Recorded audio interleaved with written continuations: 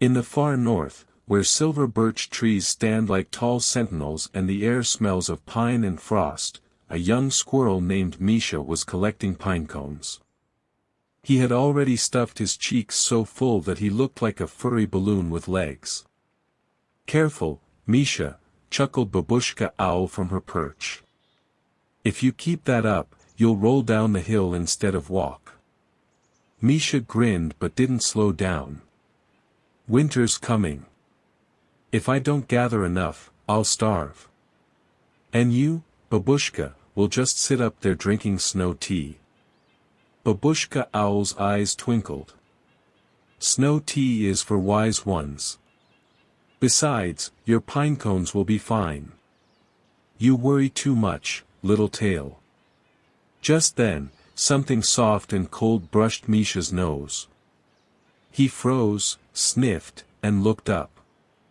A single snowflake drifted down, spinning lazily before melting against his fur. "It's here," whispered Babushka. "The first snow." Misha's friend Yuri the fox bounded out of the bushes, his bright orange tail swishing. "I saw it too. Soon the river will freeze, and we can skate." "Skating? In this weather?" "You'll freeze your whiskers off," Misha teased. "Better frozen whiskers than a frozen belly," Yuri shot back. The three friends gazed at the sky as more snowflakes began to fall, dusting the ground in white. Somewhere in the distance, a bear's low hum echoed, probably Boris Bear singing to himself before hibernation. But Babushka Owl's feathers ruffled slightly. Snow means beauty, but also challenges. This winter may be unusual. Neither Misha nor Yuri caught the shadow in her tone. They were too busy chasing the first flakes, laughing and tumbling in the fresh snow. In the northern woods, winter was not just a season, it was an adventure. The snow was falling heavier the next morning, blanketing the forest in soft silence. Misha's tiny paw prints trailed across the white, zigzagging toward Boris Bear's den. Boris was a round, gentle bear who loved two things: eating and telling stories that were mostly true. He was already halfway through a large bowl of berries when Misha and Yuri arrived. "Ah, my little snowflakes!"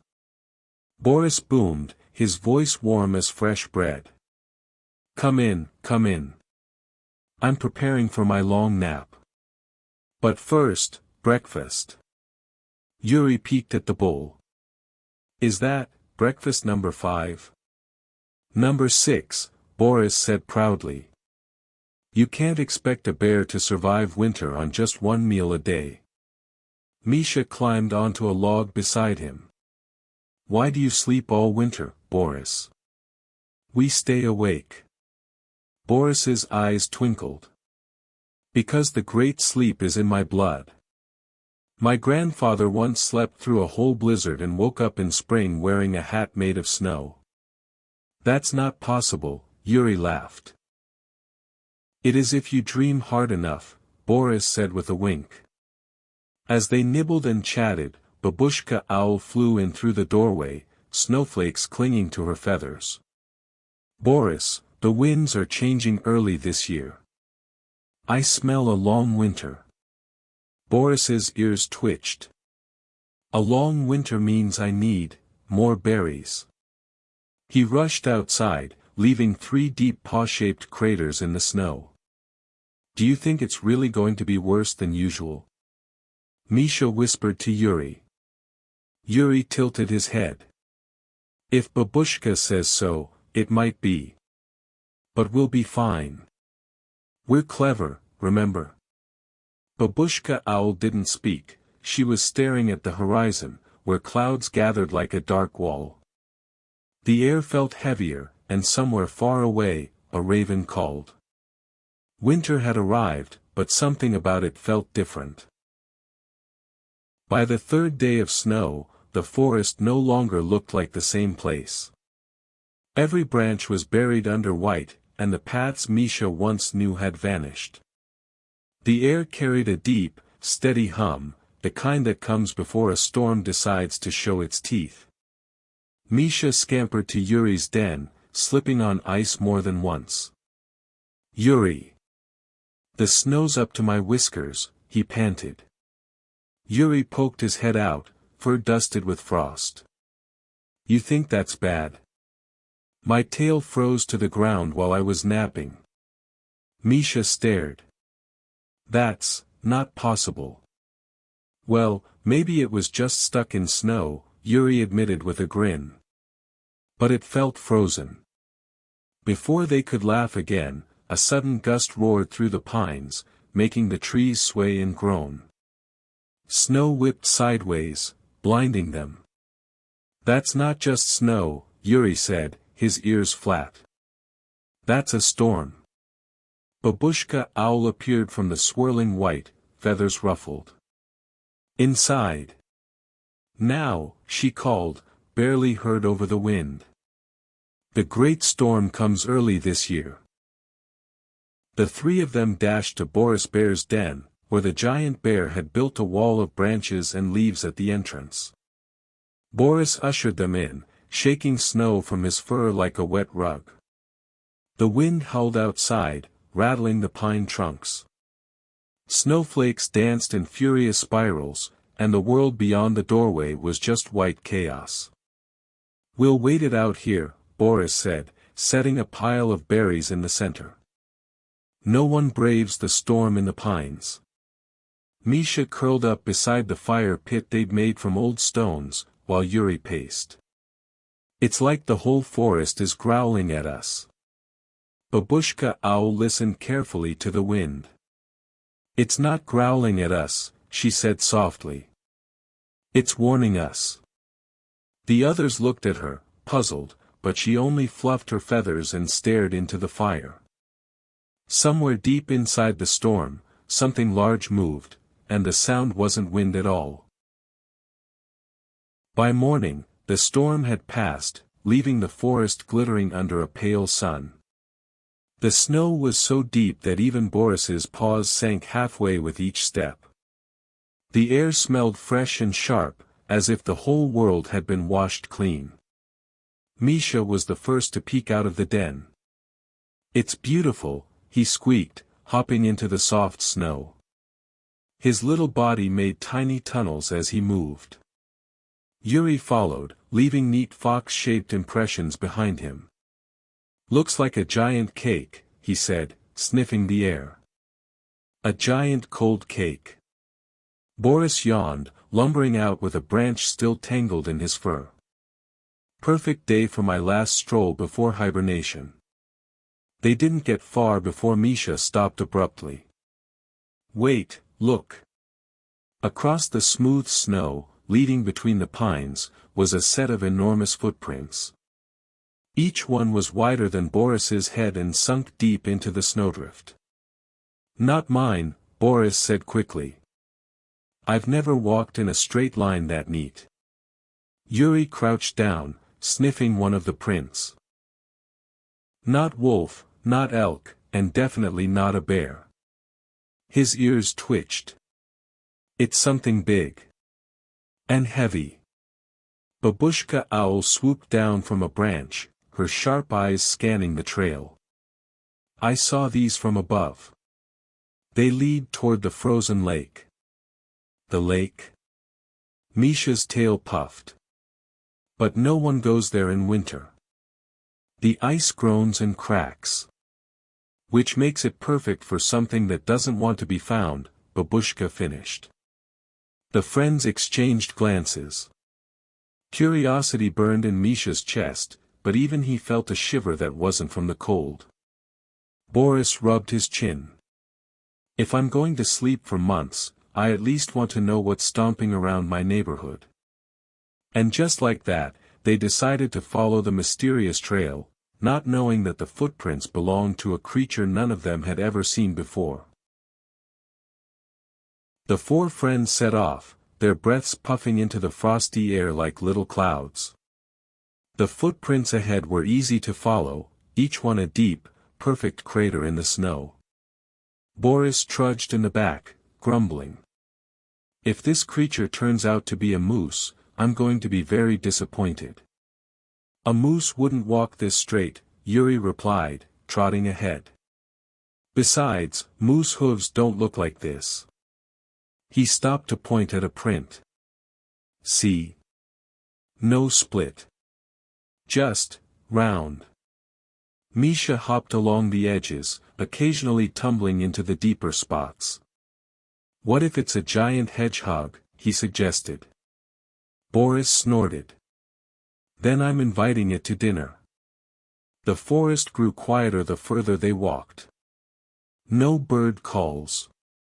No rustle of hairs. Even the wind seemed to be holding its breath. Babushka Owl glided low, scanning the trail ahead. Something's odd, she murmured. The prints don't sink as much now. As if the creature grew lighter. Or it's learning to fly, Yuri joked, though his tail twitched nervously. They reached a stretch of pine trees where the snow hung heavy on the branches. Boris brushed past one, and the snow tumbled down onto Misha's head. Boris! Misha squeaked, shaking himself off. What? I'm marking our trail. Snow on squirrel, very unique. Despite the joke, everyone felt the tension rising. The trees began to thin, revealing a glimmer of ice in the distance. The frozen lake lay ahead, a vast white sheet under the pale winter sun. But just before the lake's edge, the footprints stopped. Not faded, not trailed off, stopped entirely, as if the creature had vanished into thin air. Boris frowned. Well, that's not creepy at all. The ice on the lake let out a long, deep groan, echoing across the still forest. The ice groaned again, a deep, rumbling sound that made the fur on Misha's tail stand on end.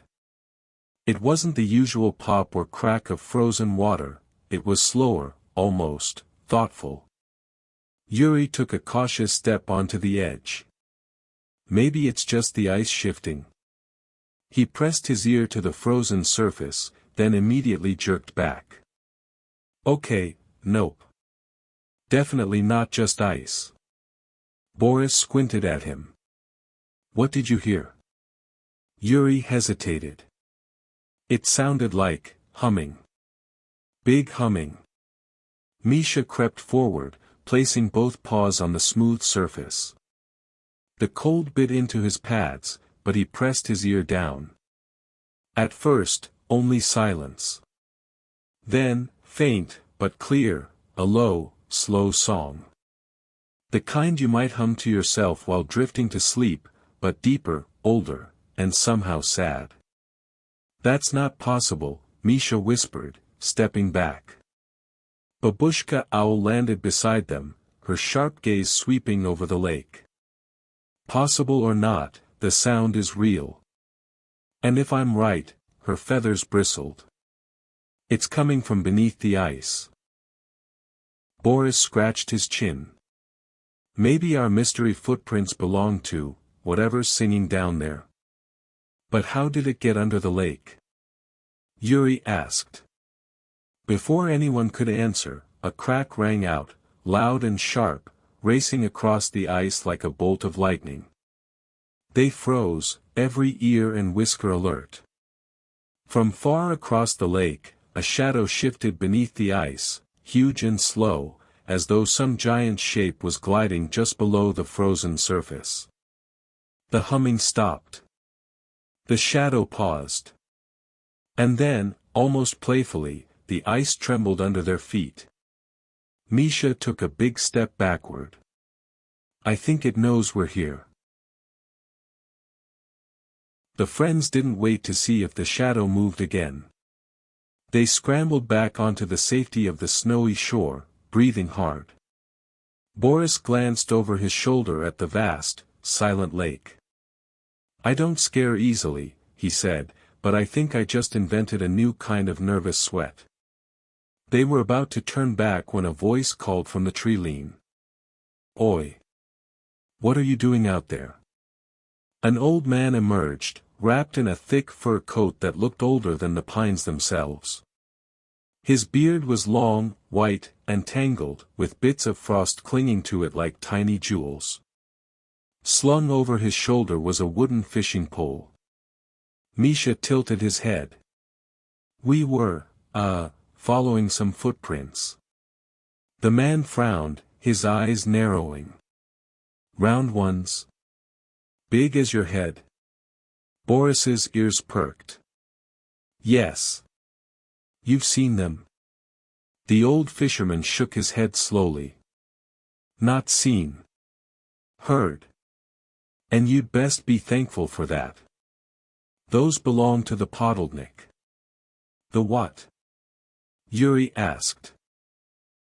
The sleeper beneath, the man said gravely. An ancient one. Older than the forest. It walks when the snow first falls, then sinks beneath the ice to dream. But if you wake it, he let the words hang in the cold air. Then what happens? Misha asked, almost whispering. The fisherman tapped the side of his nose. Let's just say the ice won't be the only thing cracking. Babushka Owl's feathers ruffled. And you believe it's real? The man gave her a tired look. In these woods, little owl, real, is not your choice to make. He turned back toward the trees.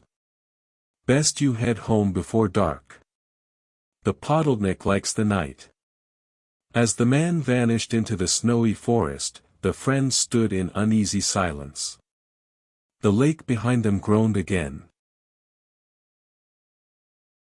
Despite the fisherman's warning, none of them could bring themselves to leave the lake just yet. Curiosity had its claws in them. We'll keep watch, Yuri said firmly. Just for one night. Boris groaned. One night without my warm den, you'd better have snacks. They made camp on a small rise overlooking the lake. Boris dragged over fallen branches for a windbreak, while Misha scurried off to gather pine cones and dried berries from his stash. Babushka Owl took the high post, a frost-covered pine where she could see the lake and the forest in every direction. The night came quickly. The pale winter sun dipped behind the trees, and the sky shifted into a deep indigo. Stars glittered like scattered ice crystals above them, and the moon cast silver light across the frozen lake. For a while, all was still. The only sound was the faint crackle of their small fire. Misha told a story about a chipmunk who tried to marry a snowflake. It didn't work out. She melted before the wedding cake was served. Even Boris chuckled. Then, somewhere far out on the lake, the humming began again. Low. Slow. Deep enough that they felt it in their chests more than heard it with their ears. Yuri's ears twitched. It's closer. They crept to the edge of the rise. Beneath the ice, the moonlight revealed movement, the shadow again, gliding in wide circles. This time it came nearer, and they could see more than just darkness. Something pale and massive moved under the ice, a shape like a hill, smooth and curved, with long, ribbon-like fins trailing behind. It passed beneath them. The ice trembled. And then, faintly, the humming shifted, almost into a tune. Boris swallowed hard. I think it's singing to us. The humming grew louder, curling through the cold air like a strange lullaby. Misha's whiskers twitched. It's kind of pretty, he admitted. Pretty. Yuri shot him a look. Pretty things don't make the ice move like that. As if on cue, a sharp crack split the night.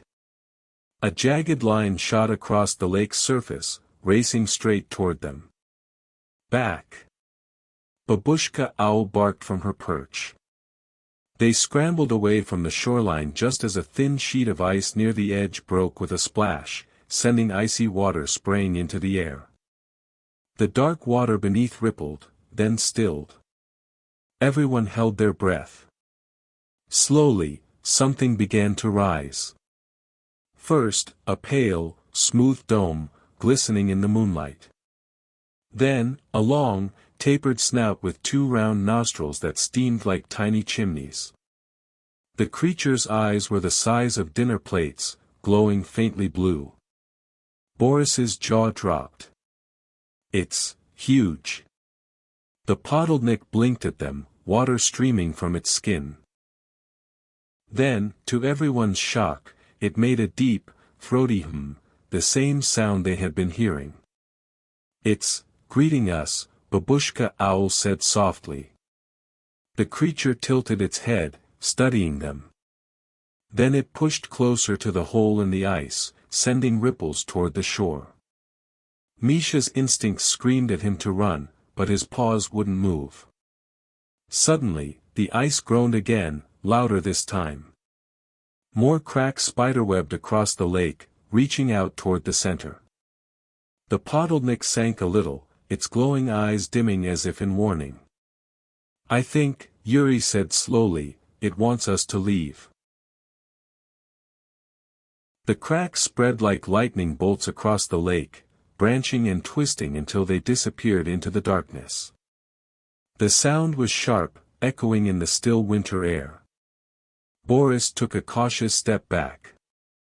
"I may be slow, but I know when the ground is about to give up on me." "The lake's not safe," Babushka Owl said, her feathers puffed against the cold. "If the cracks reached the shore, the ice could break here too." The Podolnik lingered near the open hole, watching them with those calm, glowing eyes. It let out another low hum, this one different, almost urgent. Then, with a smooth flick of its long fins, it sank beneath the ice and vanished into shadow. Misha's voice trembled. Was that a warning? Yuri glanced at the rapidly spreading cracks. "If it was, I'd say it's time to listen." They grabbed what little they'd brought and began trudging back through the deep snow. But the cracks didn't stop. They could hear them behind, chasing like quick footsteps, each one a sharp snap followed by a long groan. At one point, Misha slipped into a snow drift, disappearing completely. Boris hauled him out by the scruff of his neck, muttering, "You're lucky I'm still awake this season." The forest finally closed around them again, the sound of cracking fading into the distance. They stopped to catch their breath, steam curling from their mouths in the freezing air. Babushka Owl landed beside them. "The Podolnik isn't trying to hurt us," she said. "But something is stirring under that lake. And if the ice keeps breaking," she didn't finish. Boris looked back toward the white expanse. "Then we'd better figure out what it wants before spring thaw, or there might not be a lake at all." Boris finally rested near a log that had a burrow system beneath it. As he entered the burrow he felt warm and happy as if he was going to fall asleep safe and sound. The end.